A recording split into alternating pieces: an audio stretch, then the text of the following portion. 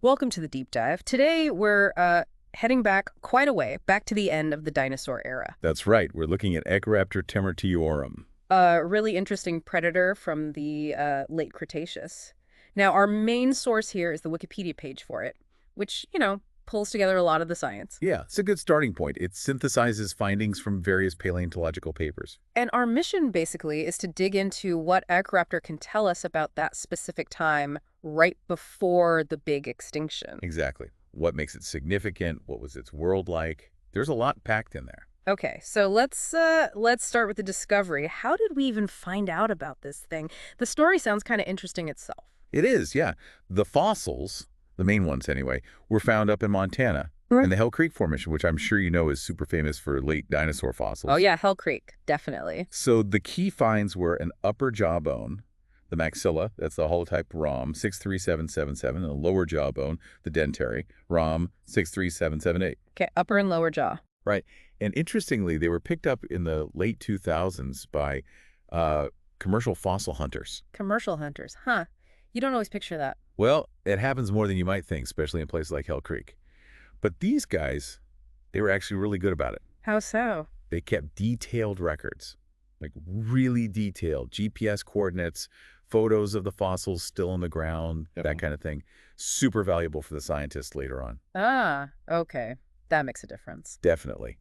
And these two jawbones, they were found really close together, maybe 4 meters apart, Yeah. in the same mixed bone bed, where lots of different animals ended up. Right, so not just isolated finds. Mm-hmm. And the naming. There's always a story there. Always. It was officially named in 2013.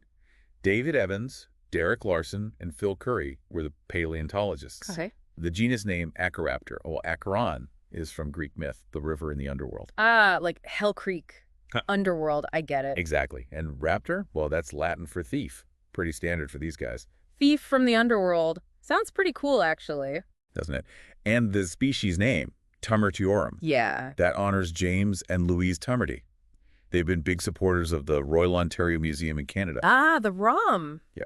And that's actually where the holotype and the referred jawbone are kept. So a nice little connection there. Right, acknowledging the support. Okay, so timing. This thing lived right at the end, didn't it? That seems important. Hugely important. It's from the latest maastrichtian stage. That's the very, very end of the late Cretaceous.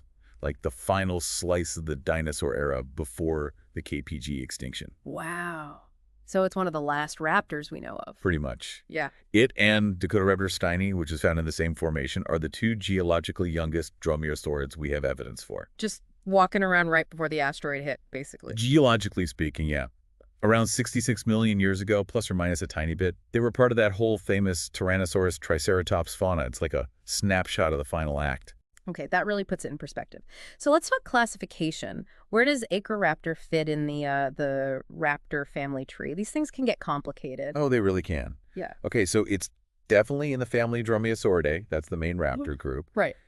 Initially, people thought it might be sort of a basal cousin to Velociraptor, closer to the root of that particular branch. Like an early offshoot.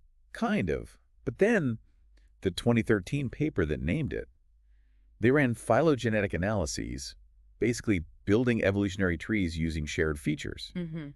And those analyses put it within a bigger group, including Dromaeosauria, the sort of true advanced raptors, and even the Microraptorini, those small, often four-winged ones. Okay, so maybe a bit more advanced than they first thought. Yeah, it confirmed it was a Dromaeosaurid, but maybe a bit further along the evolutionary line. But that wasn't the end of the story. Ah, science marches on. Always. Later studies suggested maybe it was actually basal within Velociraptorini. That's the subgroup, including Velociraptor. Okay. And that group was mostly known from Asia at the time, so having this North American one pop up there was interesting. It suggested maybe some intercontinental connections. Wow, yeah. A North American cousin to the Asian raptors. But wait, there's more. Of course there is. More recent work, like from 2022, has shifted things again. Now, the thinking is it's actually a derived member of a different subgroup, the Saurnitholestinae. Saurnitholestinate, like Saurnitholestinate. Exactly. And they even identified a Troceraptor as its closest relative, its sister taxon. Another study that same year backed this up. They consistently grouped together. So it's gone from maybe near Velociraptor to definitely closer to Acheroraptor and Saurnitholest. It really shows how this stuff gets refined, huh? Absolutely. New finds, new analysis techniques. They can really shake up the family tree. Okay, so we mostly know it from jaw bones. What can just the jaws tell us about how it lived? What it ate? Well, having both upper and lower jaws is actually pretty useful. You can do things like bite force analysis. Ah, okay. And The analysis suggests Acheroraptor had um, relatively weak jaws compared to some other predators, similar to the velociraptorines, actually. weaker jaws. Yeah. So what does that imply? It suggests it was adapted for quick, slashing bites, probably going after smaller prey items. So not a bone crusher like T-Rex, more speed and precision on smaller stuff. Exactly. And what's interesting is that Cerynitholestes, which it's now grouped with, was thought maybe to have a stronger bite. So finding Acheroraptor had weaker jaws suggests there might have been more variety in feeding strategies within that Cerynitholestinae group than we realized. So different members of the group might have specialized in slightly different prey or hunting styles. Precisely. It paints a picture of, more ecological diversity within the group. That makes sense. Okay, let's zoom out a bit. The Hell Creek ecosystem, you said it was famous. What was it actually like? Who else was around? Oh, it's an amazing snapshot. Just teeming with life. And yeah, for a while, some thought Acheroraptor might be the only dromaeosaurid there. Some isolated teeth, previously assigned to Dromaeosaurus, or Cerynitholestes, were even tentatively reassigned to Acheroraptor. A case of mistaken identity, maybe. Probably, yeah, based on limited material back then. But then came the discovery of Dakotaraptor. Right, the other late dromaeosaurid you mentioned. Yep, and Dakotaraptor was much bigger. So Yeah. definitely at least two raptor species sharing that environment. A big one and a smaller, maybe quicker one. That makes ecological sense. Less direct competition. Likely, yeah.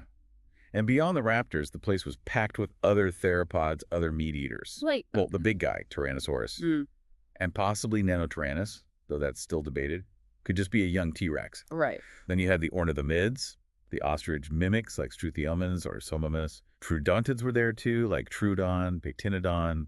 Lots of different predatory niches being filled. Sounds like a dangerous place to be small. What about the plant eaters, the prey base? Oh, hugely abundant and diverse. Yeah. You had armored dinosaurs, the ankylosaurians like Ankylosaurus, and nodosaurs like Denversaurs. Okay, the tanks. Definitely.